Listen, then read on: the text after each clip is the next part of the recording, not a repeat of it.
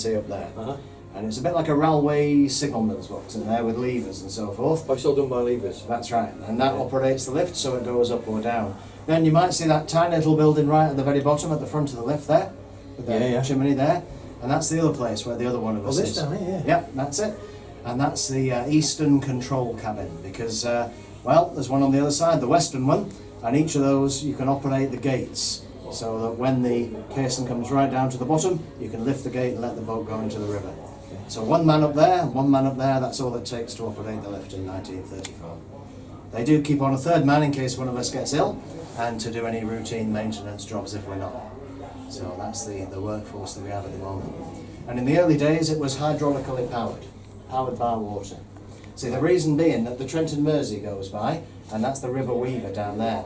And you could, if you were taking pottery from Stoke-on-Trent, just go straight past here, to the Bridgewater Canal, to Runcorn, to the Mersey, to Liverpool that way. And then the Weaver gets no trade.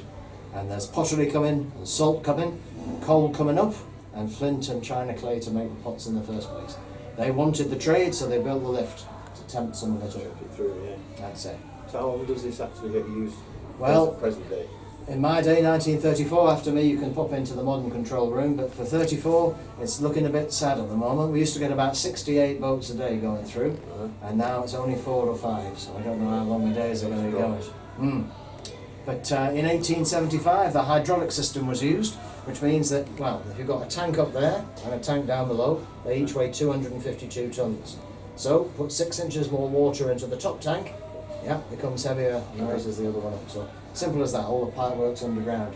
But because there's chemical works and salt works in the area, it became very polluted. And as a result of that, it was corroding the equipment itself, you see. So they would have had to close the lift for a long time to change over the water to distilled water and make all the repairs. And they decided instead to convert it to electrical power and to build the electric lift right over the top of the hydraulic one. So they could keep using the old one while the new one will be built. And the genius idea was to have them big gear wheels that you can still see at the top, but they had great big wires going down the side to metal weights down at the bottom. And each had, 18 14-ton weights, 252 tons. System. Well, it's an exact counterbalance. So all you need to do then is use enough electricity to overcome the force of friction as the wire passes over the pulleys. And as a result of that, it was only half a pence to move the lift on one operation. So, very effective method of doing it. Yeah, so she's a splendid structure. 2 great works of genius, both in the same place, I reckon. And taking a bit of the canal to the river and a bit of the river up to the canal. So this is the main program. So everything you see there is just like a computer version of the lift. Okay. So you've got the canal basin at the top here. Okay. And we have the river basin at the bottom. Okay, so there's your river gates. Okay, so that's the river gate that's basically blocking the water for the caissons.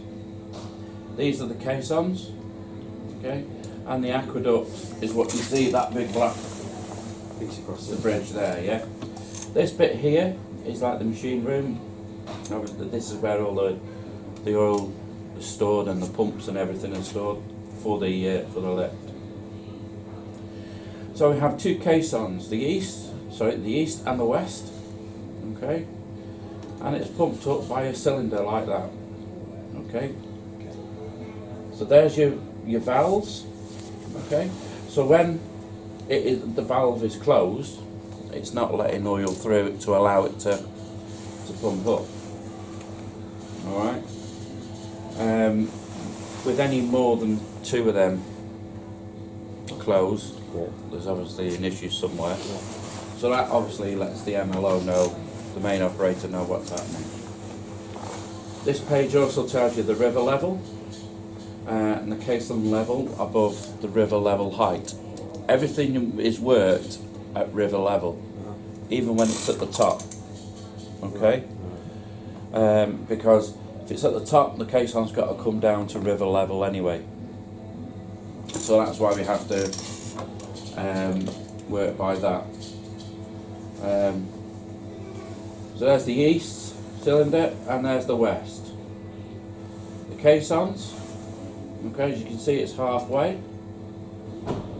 Alright, that case on there weighs 252 tonnes full of water. 90 tonnes without. Alright. Here's one for dreamers who took that step. Here's one for every time they jumped without a net. Here's one for misfits who broke the rules, who feared the boredom more than scorn or ridicule. You're scared to fly in the endless sky when the voices say that there's no way you'll ever make the grade. Let's say you try and you fall from high. When the sun is set, will you regret the fall or the times you did nothing at all?